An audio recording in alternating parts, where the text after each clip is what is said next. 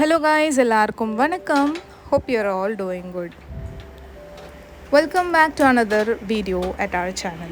And இப்போ தான் நீங்கள் நம்ம சேனலை ஃபர்ஸ்ட் டைம் பார்க்குறீங்க அப்படின்னா நம்ம சேனலை சப்ஸ்கிரைப் பண்ணி வச்சுக்கோங்க. along with that அந்த பெல் ஐக்கானையும் கிளிக் பண்ணுங்கள் ஸோ தட் நம்ம எப்போ புது வீடியோ போட்டாலும் உங்களுக்கு நோட்டிஃபிகேஷன் வரும். அண்ட் சோஃபார் நம்ம வீடியோவை சப்ஸ்கிரைப் பண்ணி நம்ம வீடியோஸ்க்கு லைக்ஸ் கொடுத்து நம்மளை சப்போர்ட் பண்ண நம்ம சப்ஸ்கிரைபர்ஸ் எல்லாருக்கும் ரொம்பவே நன்றி. சரி வாங்க இப்போ நம்ம வீடியோக்குள்ளே போகலாம்.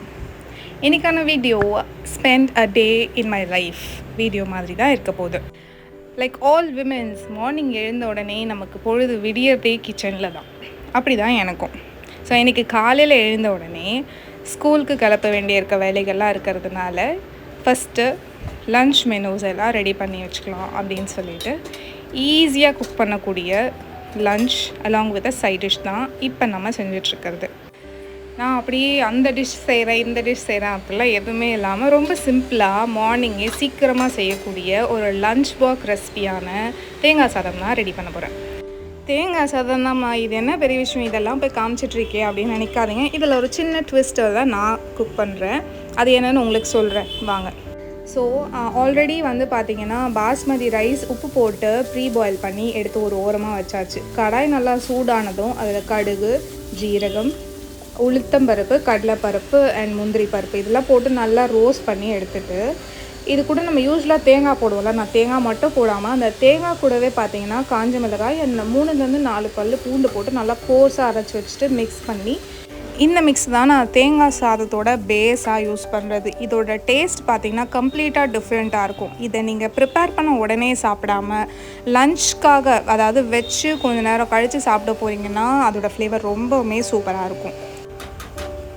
அவ்வளோதான். இதை நல்லா தாளித்து முடிச்சுட்டு சாதம்லாம் போட்டு பெரட்டினதுக்கப்புறமா கருவேப்பிலை கொத்தமல்லி போட்டு மிக்ஸ் பண்ணி எடுத்து வச்சிட்டோன்னா லன்ச் டப்பு டப்புன்னு ரெடி ஆகிடும்.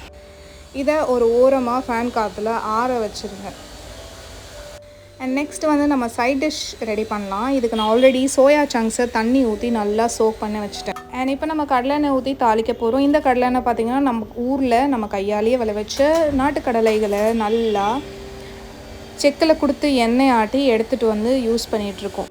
இதோட டேஸ்ட் அண்ட் ஃப்ளேவர் பார்த்திங்கன்னா அப்படி இருக்குங்க. நீங்கள் தாளிக்கும் போதே உங்களுக்கு அப்படி ஒரு டெம்டிங்காக இருக்கும். நான் என் வாழ்நாளில் இந்த அளவுக்கு கடலை எண்ணெயோட டேஸ்ட் அண்ட் ஃப்ளேவர் இருக்குமான்ட்டு இப்போ தான் ரீசெண்ட் டேஸாக அதை நானே யூஸ் பண்ணும்போது எக்ஸ்பீரியன்ஸ் பண்ணுறேன்.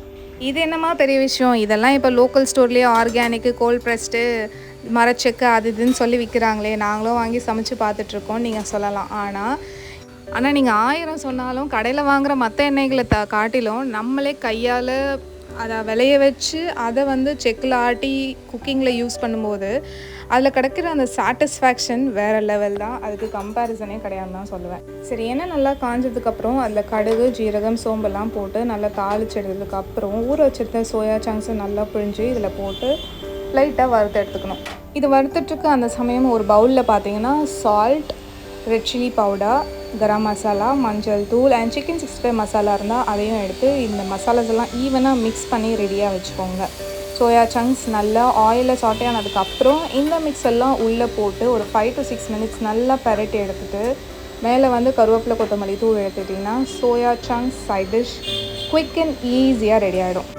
ஜென்ரலி மார்னிங்ஸ் பார்த்திங்கன்னா லன்ச் அண்ட் பிரேக்ஃபாஸ்ட் ரெண்டுமே ப்ரிப்பேர் பண்ணுற மாதிரி இருக்கும். நான் ஃபர்ஸ்ட் லன்ச் மெனு என்னவோ அதை ப்ரிப்பேர் பண்ணி ஒரு ஓரமாக காத்தாட விட்டுருவேன். ஏன்னா சுட சுட லன்ச் பாக்ஸில் பேக் பண்ணும்போது ஒரு சில ரெசிபீஸ் மத்தியான நேரம் ஓப்பன் பண்ணி சாப்பிட்டிங்கன்னா அது அவ்வளோ டேஸ்டியாக இருக்காது. இது நான் பர்சனலாக எக்ஸ்பீரியன்ஸ் பண்ணுறதுனால சொல்கிறேன்.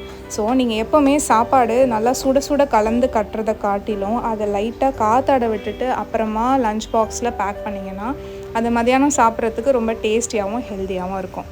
நீங்களும் இதை கண்டிப்பாக ட்ரை பண்ணி பாருங்கள்.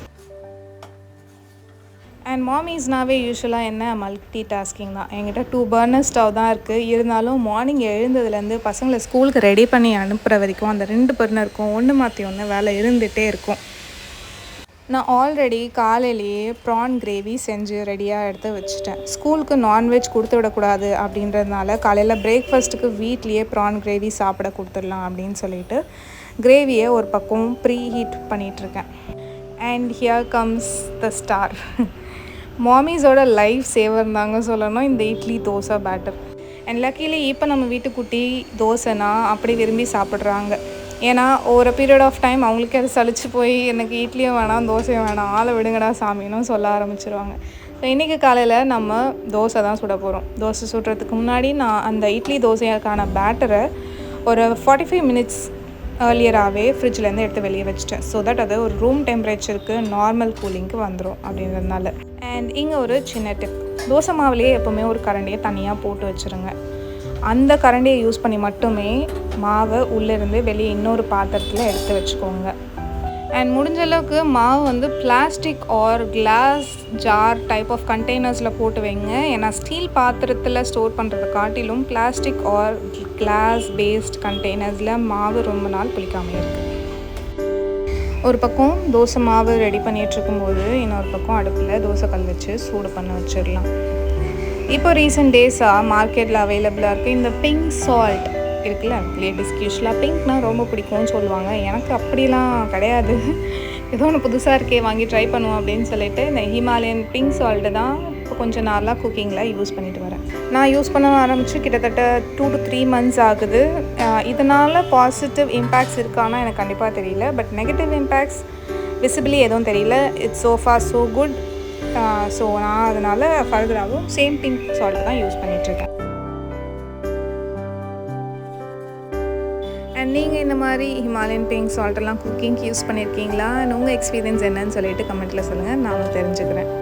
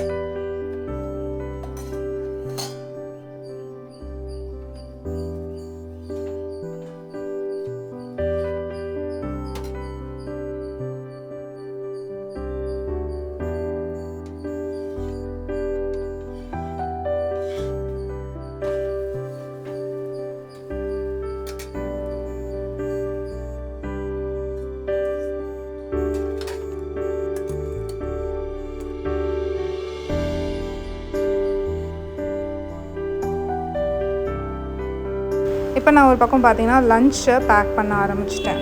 லன்ச் பேக் பண்ணுற கையோடு நான் எனக்கான பிரேக்ஃபாஸ்ட்டும் ரெடி பண்ணி வச்சுப்பேன். ஸோ தட் நானுமே ஏர்லியாகவே காலையில் பிரேக்ஃபாஸ்ட் சாப்பிட்டுட்டு என்னோடய மற்ற வேலைகளை பார்க்கலாம் அப்படின்றதுக்காக.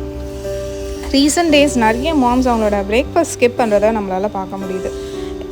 என்ன கேட்டிங்கன்னா நான் அதை ரெக்கமெண்ட் பண்ணவே மாட்டேன். முடிஞ்ச அளவுக்கு காலையில் உங்கள் ஸ்டமக் ஃபில் பண்ணுறதுக்கு என்னென்னலாம் அவைலபிளாக இருக்கோ அதை சாப்பிட்டு வயிறு கொஞ்சம் ஃபுல்லானதுக்கப்புறம் உங்களோட மற்ற வேலைகளை பாருங்கள். ஸோ தட் நீங்கள் இன்னும் ஸ்ட்ரென்த்தோட சீக்கிரமாக அதர் ஒர்க்ஸை கம்ப்ளீட் பண்ணி முடிக்க முடியும்.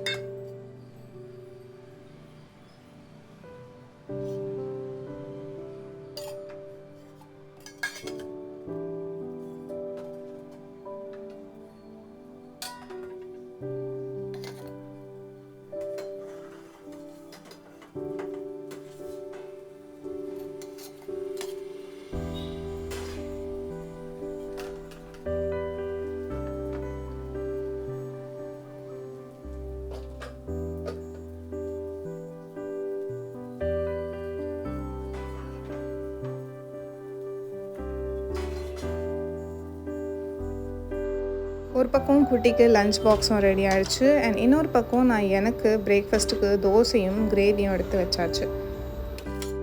சரி, குளிச்சுட்டு பிரேக்ஃபாஸ்ட் சாப்பிட்டுட்டு அப்புறமா நம்ம வேலைகளை ஸ்டார்ட் பண்ணலாம்.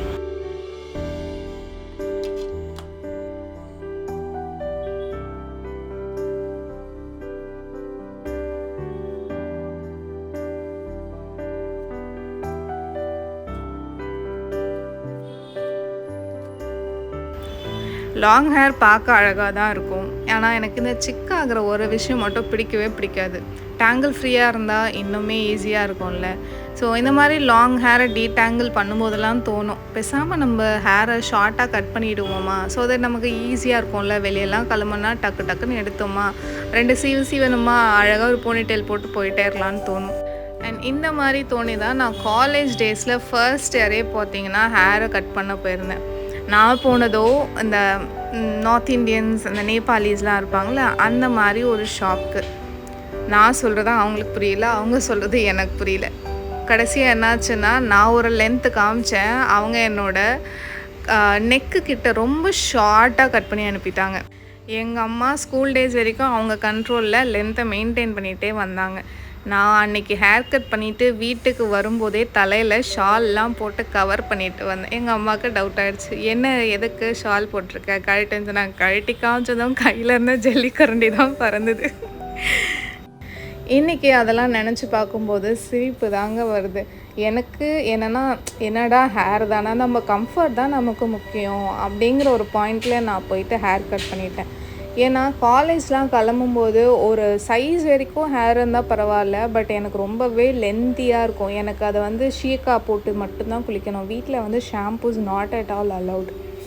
ஸோ ஷீக்கா போட்டு தேய்ச்சி எடுக்கிறதுக்குள்ள எனக்கு கையெல்லாம் செம்மையாக வலிக்க ஆரம்பிச்சிடும். அண்டு காலேஜ் கிளம்ப லேட் ஆகும். ஈரத்தலையோடு கட்டிட்டு அப்படியே போனால் தலைவலி, கோல்டு, இந்த மாதிரி இஷ்யூஸ்லாம் வரதுனாலே என்ன பண்ணுவேன், சரி நம்ம எப்படியாவது ஸ்கூல் வரைக்கும் அம்மா கண்ட்ரோல், இதுக்கப்புறம் நம்ம இஷ்டம் தானே அப்படின்னு சொல்லிட்டு அன்றைக்கி போய் ஹேர் கட் பண்ணதான். நெக்ஸ்ட் டைம் நான் ஹேர் கட் பண்ணுவேனா அப்படிங்கிற அளவுக்கு என்னை யோசிக்க வச்சிருச்சு. எங்கள் வீட்டில் நடந்தால் அது ஜல்லிக்கரண்டி சுச்சுவேஷன். சரி, ஹேர் கேர் ரொட்டீன் எல்லாம் முடிஞ்சிருச்சு. அடுத்து நம்ம ஸ்கின் கேருக்கு போகலாம். என்னோடய ஸ்கின் பேசிக்கலி ரொம்ப ட்ரை, அதனால் கண்டிப்பாக மாய்ஸ்சரைசர் இல்லாமல் என்னால் எதுவுமே பண்ண முடியாது. காலையில் குளிச்சுட்டு வந்த கையோட ஃபுல்லாக மாய்ஸ்சரைசர் அப்ளை பண்ணிப்பேன். இப்போ ரீசெண்ட் டேஸாக நான் நிவ்யா பிராண்டோட இந்த ஒரு மாய்ஸ்சரைசர் தான் ட்ரை பண்ணிகிட்ருக்கேன். ஹோல் டே ஹைட்ரேட்டடாக வச்சுக்குதா அப்படின்னு கேட்டிங்கன்னா எந்த ஒரு மாய்ஸ்சரைசருமே டு பி ஃப்ரேங்க் அப்படி ஒரு வேலையை பார்க்காது. ஸோ நான் எப்போவுமே என் பேக்கில் ஒரு சின்ன ரீஃபில் பவுச் ஒன்று வச்சுருப்பேன். ஸோ அதில் ப்ராடக்ட் கொஞ்சமாக இருக்கும். நான் அப்பப்போ தேவைப்படும் போது மாய்ஸ்சரைசர் ரீஅப்ளை பண்ணிப்பேன். அண்ட் நெக்ஸ்ட் பார்த்தீங்கன்னா sunscreen is a must have அப்படின்னு நான் சொல்லலை, என்னோடய டெர்மட்டாலஜிஸ்ட் சொன்னாங்க. நீங்கள் வெளியே போகிறீங்களோ வீட்டில் இருக்கீங்களோ கண்டிப்பாக சன்ஸ்க்ரீன் அப்ளை பண்ணியே ஆகணும் அப்படின்னு ஸ்ட்ரிக்டாக சொல்லிட்டாங்க. ஸோ அதனாலேயே நான் இப்போது ஃப்ரீக்வெண்ட்டாக சன்ஸ்க்ரீன் ஃபாலோ பண்ண ஆரம்பிச்சிட்டேன். நிறைய பிராண்ட்ஸ் ட்ரை பண்ணதுக்கப்புறம் எனக்கு இப்போது ரீசெண்ட் டேஸாக இந்த VLCCயில் இருக்கக்கூடிய சன்ஸ்க்ரீன் ரொம்பவே எஃபெக்டிவாக இருக்குது. ஸோ நான் அதுதான் யூஸ் பண்ணிட்டு வரேன். இதுக்கப்புறம் பார்த்திங்கன்னா சின்னதாக ஒரு பொட்டு, ஸ்டிக்கர் பொட்டை கம்பேர் பண்ணும்போது எனக்கு இந்த சாந்து பொட்டு ரொம்ப நல்லா இருக்குன்ற மாதிரி ஃபீல் ஆச்சு. தண்ணி ஒரு வேறுபட்டால் அழிஞ்சிரும், பட் ஸ்டில் இது ஸ்கின்னுக்கு நல்லது அப்படிங்கிறதுனால நான் அந்த சாந்து தான் ப்ரிஃபர் பண்ணுறது. என் கண்ணுக்கு லைட்டாக மை அப்ளை பண்ணிப்பேன். இது பர்டிகுலர் பிராண்ட்ஸ்னு எதுவும் கிடையாது. எனக்கு கடைக்கு போகும்போது டக்குன்னு என்ன கிடைக்குதோ அதை பிக் பண்ணிவிட்டு வந்துடுவேன். அண்ட் லிப்ஸ்டிக்கு ரீசெண்டாக அந்த மினி லிப்ஸ்டிக்ஸ் தான் ட்ரை பண்ணிகிட்ருக்கேன். It comes with 10 shades. So நமக்கு டெய்லி ஒரு ஷேட் ட்ரை பண்ணலாம், ரிப்பீட்டட் ஷேட்ஸ் இல்லாமல். இது கொஞ்சம் டிஃப்ரெண்ட்டாக நல்லா ஜாலியாக இருக்கும், ஒரு நாளைக்கு ஒரு கலர் அப்ளை பண்ணுறதுக்கு. ப்ளஸ் நான் அடிக்கடி ட்ராவல் பண்ணுறதுனால இது பவுச்சஸில் கேரி பண்ணுறதுக்கு ரொம்ப ட்ராவல் ஃப்ரெண்ட்லியாக இருக்குது. அவ்வளோதான், கிளம்பியாச்சு. இன்றைக்கி குட்டியை ஸ்கூலில் கொண்டு போய் விட்டுட்டு வந்துட்டு வெளியே போகிற ஒரு வேலை இருக்குது. ஸோ நம்ம எங்கே போகிறோம், என்னென்னலாம் பார்க்க போகிறோம் அப்படின்ட்டு stay tune with us.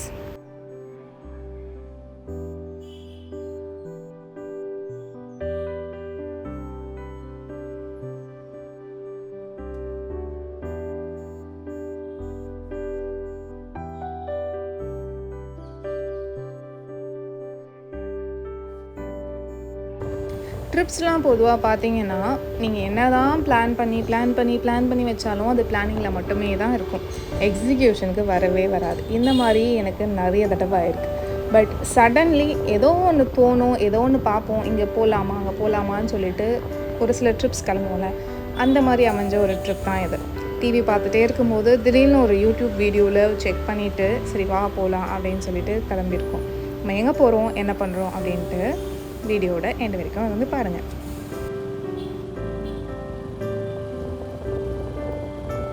Technology டெவலப்மெண்ட்டில் ஒரு பெஸ்ட்டு திங் பார்த்திங்கன்னா கூகுள் மேப்போட இன்வென்ஷன் தான். இப்போ நம்ம கூகுள் மேப்பை நம்பி தான் போயிட்டுருக்கோம். Time is around 5:49 in the evening. ஆனால் கூகுள் மேப்பே என்னை ஆற்றுக்கு நடுவில் கொண்டு போய் விட்ட பரிதாபம்லாம் நடந்திருக்கு. பட் ஸ்டில் நம்ம இந்த இடத்துக்கு ஃபர்ஸ்ட் டைம் போகிறோம் அப்படின்றதுனால கூகுள் மேப்பை நம்பி தான் போக வேண்டியது இருக்குது. கூகுள் மேப் சொதப்பிச்சா இல்லை கரெக்டான இடத்துல கொண்டு போய் விட்டுச்சா நான் கடைசியில் சொல்கிறேன். சிட்டியிலேருந்து கொஞ்சம் தள்ளி, அதாவது ரெட் ஹில்ஸ் ரீச் ஆகிட்டு அங்கேருந்து சில கிலோமீட்டர்ஸ் தள்ளி உள்ள கிராமத்துக்குள்ளே போனீங்கன்னா இந்த மாதிரி ஒரு லொக்கேஷன் வருது. இது வந்து கம்ப்ளீட்லி ஃபாரஸ்ட் ஏரியா. இப்போ நம்ம காமிக்கிற இந்த இடத்து வரைக்கும் பஸ் ஃபெசிலிட்டி இருக்குது. அண்ட் இந்த ஆஃப் ரோட் போகிறோம்ல, இங்கேருந்து பஸ் ஃபெசிலிட்டி கிடையாது. இப்போ நம்ம போகிற இடத்தோடைய பெயர் புதிய எருமை வெட்டி பாளையம். என்னடா சிட்டி பக்கத்தில் இப்படி ஒரு பெயரா அப்படின்னு எனக்கும் ஆச்சரியமாக இருந்தது. இது ஆக்சுவலாக இந்த இடத்தோட ஒரிஜினல் பெயர் கிடையாது. இங்கே வேறு ஒரு பேர் இருந்திருக்கு, அந்த நாள் போக்கில் மருவி புதிய எருமை வெட்டி பாளையம் அப்படின்னு மாறியிருக்குன்னு சொல்கிறாங்க. ஸோ நீங்கள் இந்த இடத்துக்கு வரீங்கன்னா பைக்ஸ் கார்ஸ்னு உங்கள் ஓன் டிரான்ஸ்போர்ட்டில் வர்றது இஸ் அட்வைசபிள். ஏன்னா பஸ் வந்து நான் சொன்ன அந்த ஏரியாலே ஸ்டாப் பண்ணிடுவாங்க. நீங்கள் ஃபர்தராக அங்கேருந்து போனோன்னா எதர் அங்கே ஆட்டோஸ் அவைலபிளாக இருந்தால் ஆட்டோவில் போகலாம், இல்லைனா நடந்து போகிற மாதிரி தான் இருக்கும்.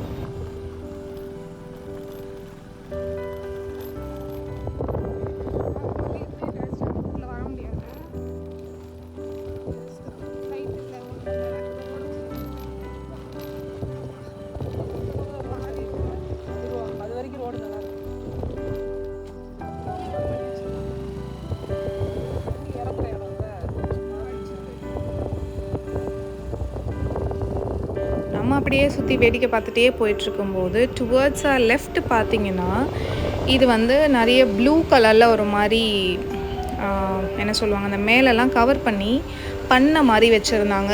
மேபி இது மீன் ஓர் இறால் பண்ணையாக இருக்கலாம்னு நினைக்கிறேன், எனக்கு தெரியல. இன்கேஸ் நீங்கள் இந்த ஏரியாவை சார்ந்தவங்களாக இருந்தீங்கன்னா அது என்னன்னு சொல்லுங்கள். சரி, இப்போ நம்ம எங்கே போகிறோன்னு பார்க்கலாம் வாங்க. நான் ஆல்ரெடி சொன்ன மாதிரி இந்த இடத்தோட பேர் புதிய எருமை வெட்டி பாளையம். அண்ட் நான் பார்த்த அந்த யூடியூப் வீடியோ ஸ்டார்ட் ஆகும்போதே உங்கள் தலையெழுத்தே மாற்றக்கூடிய ஒரு இடம் அப்படின்னு சொல்லியிருந்தாங்க. சரி, ஓகே, போய் தான் பார்ப்போம் அப்படின்னு சொல்லிட்டு கிளம்பியாச்சு. நம்ம இப்போ ஒரு சிவன் கோவிலுக்கு தான் போக போகிறோம். இந்த சிவன் கோவில் அரௌண்ட் 2000 இயர்ஸ், அதாவது 2000 வருடங்கள் பழமையான ஒரு கோவில் அப்படின்னு சொன்னாங்க. அண்ட் இந்த கோவிலோடைய பெயர் பார்த்திங்கன்னா வரமுக்தீஸ்வரர் ஆலயம் அப்படின்னு சொல்லியிருந்தாங்க. கூகுள் மேப் காமிச்சது என்னமோ வேறு இடம் தான், ஆனால் நாங்கள் போகிற வழியிலே கோவில் தெரியுது, இந்த கோவிலாக தான் இருக்கோம் அப்படின்னு சொல்லிட்டு நாங்களாக ஒரு இடத்துக்குள்ளே போயிட்டோம். இது பார்த்திங்கன்னா ஒரு சின்ன மவுண்டெயின் மாதிரி இருக்குது. அண்ட் அதில் ஸ்லோப்புமே வச்சுருந்தாங்க. அதில் போயிட்டு இறங்கி பார்க்கும்போது தான் தெரியுது நம்ம அந்த போக வேண்டிய கோவிலுக்கு வராமல் வேறு கோவிலுக்கு வந்திருக்கோம் அப்படின்னு சொல்லிட்டு. இது அந்த வரமுக்தீஸ்வரர் கோவிலுக்கு போகிறதுக்கு முன்னாடியே இருக்கக்கூடிய ஒரு அம்மன் கோவில். சரி, கோவில் வாசல் வரைக்கும் வந்துட்டோம், சாமி பார்க்கலன்னா சாமி கோச்சுக்கு போகுதுன்னு சொல்லிட்டு சாமியெல்லாம் கும்பிட்டுட்டு அந்த கோவில் சுற்றி வரும்போது பார்த்திங்கன்னா இந்த ஒரு மரத்தை பார்த்தோம். இந்த மரமே வந்து ரொம்ப டிஃப்ரெண்ட்டாக இருந்தது. அந்த மரத்தோட அடிப்பகுதி கிட்டத்தட்ட ஒரு 4 பேர் 5 பேர் சேர்த்து பிடிச்சாதான் பிடிக்க முடியும் அப்படிங்கிற அளவுக்கு ரொம்ப பெருசாகவும் வித்தியாசமாகவும் இருந்துச்சு. இது வந்து ஒரு வேப்ப மரம். இது எதனால் இப்படி இருக்குதுன்னு நமக்கு தெரியல. மேபி அங்கே இருக்க லோக்கல்ஸ் கிட்ட கேட்டால் தெரியறதுக்கு வாய்ப்பு இருக்குது. அங்கே அவ்வளோவா நிறைய பீப்புள் இல்லை. ஸோ நம்மளை மாதிரி புதுசாக வந்தவங்க தான் 2-3 பேர் இருந்ததுனால நாங்கள் அங்கே போயிட்டு சாமி கும்பிட்டுட்டு அப்படியே அங்கேருந்து கிளம்பிட்டோம். அண்ட் இந்த இடம் பார்த்திங்கன்னா கீழே ஃபுல்லாக நீங்கள் பார்க்குறீங்கல்ல, அந்த செம்மண் கலந்த மண் அலாங் வித் சின்ன சின்ன பெபிள்ஸ் மாதிரி இருக்கக்கூடிய இந்த மண் தான் அந்த ஏரியாவோட மண் போல். ஸோ சுற்றியுமே அதே மாதிரி தான் இருந்தது. நான் இது ஏன் சொல்கிறேன்ட்டு உங்களுக்கு வீடியோ போக போக சொல்கிறேன் வாங்க. இப்போ நம்ம பக்கத்தில் இருக்கக்கூடிய வரமுக்தீஸ்வரர் கோவிலுக்கும் வந்தாச்சு. வந்ததும் அங்கே நிறைய கடைகள் இருந்தது. ஒரு கடையில் ஃபஸ்ட் டைம் வரோம் அப்படிங்கிறதுனால பிரசாதம்லாம் வாங்கிட்டோம். சாமிக்கு வந்து அர்ச்சனை பண்ணலாம் அப்படின்னு சொல்லிட்டு. என்ன கேட்டிங்கன்னா, நீங்கள் கோவில்லாம் போகிறீங்க அப்படின்னா நீங்கள் வீட்டில் இருந்தே இதெல்லாம் எடுத்துகிட்டு போகிறது ரொம்பவும் பெஸ்ட். ஏன்னா அங்கே போனால் அவங்க சொல்கிற ரேஸ்லாம் ரொம்பவுமே ஹெவியாக சொல்கிறாங்க. அண்ட் இந்த கோவிலில் 2 நெய் தீபம் போட்டால் நல்லதுன்னு சொல்லியிருக்கவே கோவில் வாசல்லே 2 நெய் தீபமும் வாங்கி எடுத்துகிட்டு வந்தாச்சு. கோவிலுக்குள்ளே போகும்போதே ஃபஸ்ட்டு தீபம் போட்டுட்டு தேங்காயெல்லாம் நீங்களே உடச்சி எடுத்துகிட்டு அப்புறமா சாமி பார்க்க வாங்கன்னு சொல்லிடுறாங்க. ஸோ நம்ம போனதும் தீபம் ஏற்றுறதுக்கான இடம் கோவிலுக்குள்ளே என்ட்ரானதுமே ரைட் சைடு கொஞ்சம் உள்ளே நகர்ந்து நடந்தீங்கன்னா இருக்குது. அங்கே போயிட்டு தீபம் ஏற்றிட்டு அடுத்து தேங்காய் உடைக்க போகலான்னு சொல்லிட்டு தீபம் போட்டுட்டு போகலாம் வாங்க. ஆல்ரெடி சொன்ன மாதிரி இந்த கோவில் வந்து 2000 வருடம் பழமையானது அப்படிங்கிறதுனால இந்த கோயிலை ரீசெண்டாக தான் ரெனோவேட் பண்ணியிருக்காங்க. அண்ட் நீங்கள் இப்போ பார்க்குறீங்களா ஒரு செட் ஆஃப் பீப்புள், அவங்க வந்து இந்த கோவிலுக்காக அவங்களால முடிஞ்ச இந்த அணையா விளக்குன்னு சொல்லுவாங்கள்ல, அந்த மாதிரி ஒரு விளக்கை அவங்க கோவிலுக்கு கொடுத்துருந்தாங்க. அண்ட் வீடியோ பார்க்குற நீங்களும் உங்களால் முடிஞ்ச அளவுக்கு உங்களுக்கு என்ன கோவிலுக்கு செய்யலான்னு தோணுதோ அதெல்லாம் தாராளமாக செய்யுங்க.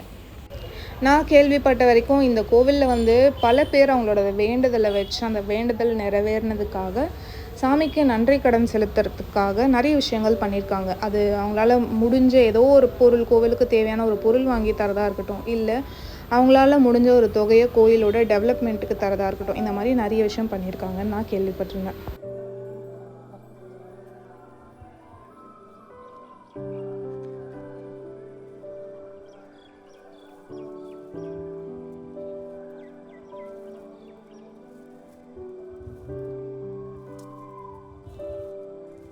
விளக்கு போட்ட கையோட இங்கே நந்தியம்பெருமான் கிட்ட வந்து நம்ம கற்பூரம் ஏற்றி நந்தி பகவானை கும்பிட்டுட்டு அதுக்கப்புறம் உள்ளே போயிட்டு சாமி பார்க்கலாம் அப்படின்னு சொல்லிட்டு இங்கே வந்து கற்பூரமும் ஏற்றிட்டுருக்கோம்.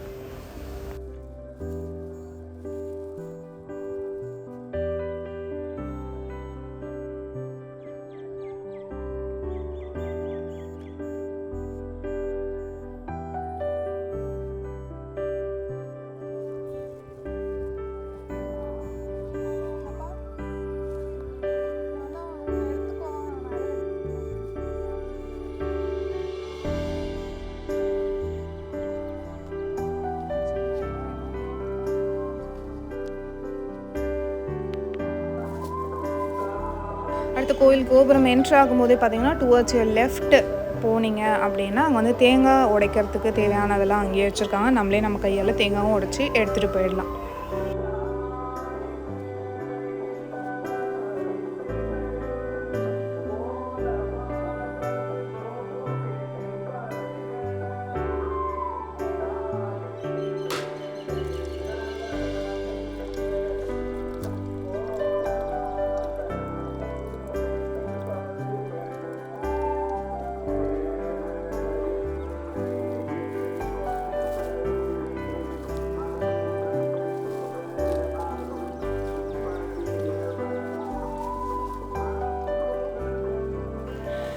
தேங்காய்லாம் உடச்சி எடுத்துகிட்டு நம்ம ஃபஸ்ட்டு வந்து சிவபெருமானை போய் பார்த்து கும்பிட்டுட்டு வந்துடுவோம். ஏன்னா நந்தியை கும்பிட்டாச்சு, நந்தி கும்பிட்ட கையோட சிவனை கும்பிடணும்னு சொல்லுவாங்க. அதனால் நம்ம நேராக கோவிலுக்குள்ளே போயிட்டு சிவனையும் கும்பிட்டுக்கலாம். இந்த சிவன் கோயிலை பொறுத்த வரைக்கும் 3 அகல் தீபம் எரியும் அப்படின்னு சொல்லியிருந்தாங்க. ஸோ சாமி நிற்கிறாங்கல்ல, அவங்களுக்கு மேலே ஒரு தீபம் அண்ட் சிவலிங்கத்துக்கு நேராகவே ஒரு தீபம் அண்ட் சைடில் பார்த்திங்கன்னா ஒரு விளக்கு, 3 தீபம் எரியுது. 3 தீபம் இருந்தாலுமே அங்கே மேலே இருக்க அந்த ஒரு தீபம் மட்டுமே அது ஆடிட்டே இருக்கும் அப்படின்னு சொன்னாங்க. மற்ற எந்த தீபமுமே ஆடாது, அசையாது அப்படின்னும் சொல்லியிருந்தாங்க. எனக்கு வீடியோவில் பார்க்குறதுக்கு ஆச்சரியமாக இருந்தது, நேரில் பார்க்குறதுக்கு இன்னுமே ஆச்சரியமாக இருந்தது. நீங்கள் கண்டிப்பாக இந்த கோவில் போனீங்கன்னா இந்த ஒரு டிவைன் எக்ஸ்பீரியன்ஸை ஃபீல் பண்ணிவிட்டு வாங்க.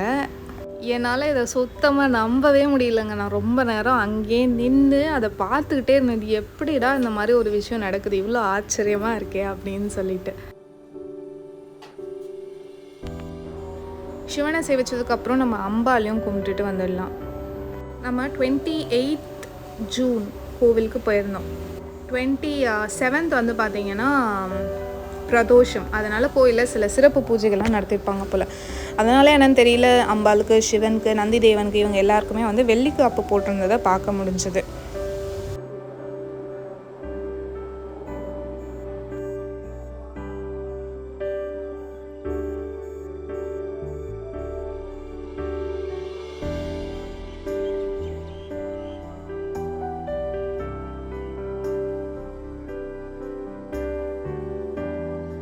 இந்த கோவில் இப்போ தான் புனரமைக்கப்பட்டிருக்கு. அதுக்கு முன்னாடி இந்த கோவில் எப்படி இருந்தது அப்படின்னு தெரியாதவங்களுக்கு இங்கே ஃபோட்டோஸ் வச்சுருக்காங்க.